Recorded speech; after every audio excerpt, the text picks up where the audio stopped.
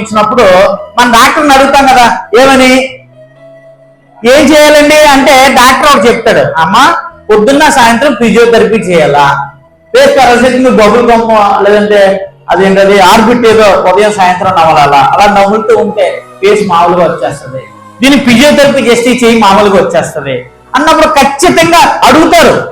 లోపం ఉంది కదా మేమేం చేయాలని డాక్టర్ని అడుగుతారు.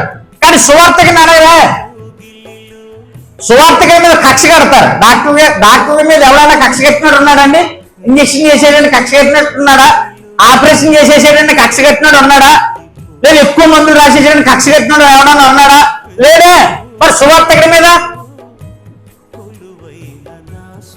మా ఆయన్ని తాగిపోతాడు ఒకడో, నన్ను ఇలాగన్నాడని ఒకడో, నన్ను అలాగన్నాడని ఒకడో. వాక్యం విన్నా తర్వాత నా స్పందన ఎలా ఉంది, నేనేం చేయాలా? లోపాలు ఉంటే వాస్తవానికి డాక్టర్ గారి దగ్గరికి వెళ్ళి నువ్వు ఎలాగైతే వాస్తవానికి ఏం చేయాలా?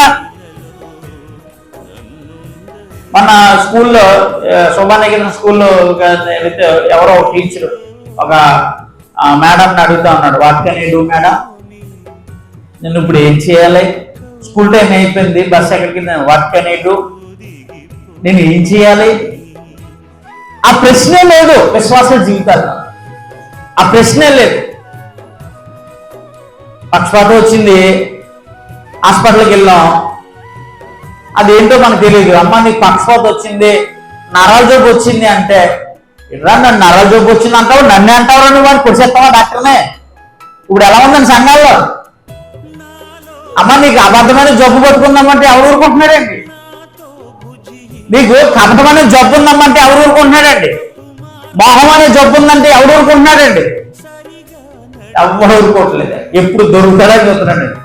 వీళ్ళు ఎప్పుడు అనేటువంటి అవకాశం వస్తుంది అనేటువంటి విధానంలోనే మనుషులు పోతా ఉన్నారు తప్పితే నేనేం చెయ్యాలి అనేటువంటి ఆలోచన విధానం కానీ, మళ్ళీ దానికి ఏదో మేనేజ్మెంట్ ఉంటుంది, దానికి ఏదో మేనేజ్ చేస్తారు. లోపం ఇది అన్నాం అనుకోండి, దానికి ఏదో ఒక హిస్టరీ చెప్తారు.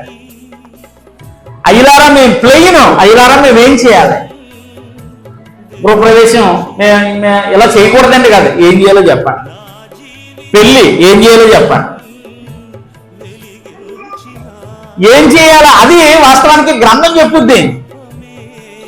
కానీ వాక్యం చెప్పేటప్పుడు చాలా మంది సువార్తికుల మీద కక్ష కట్టి వాడు అంతం చూసేంత వరకు కూడా, లోపాన్ని చెప్పినటువంటి సువార్తికుడు అంతం చూసేంత వరకు సంఘాల్లో ఆడాళ్ళు మగవాళ్ళు కక్ష కట్టి కత్తిగట్టి పలుకుతా ఉంటారు.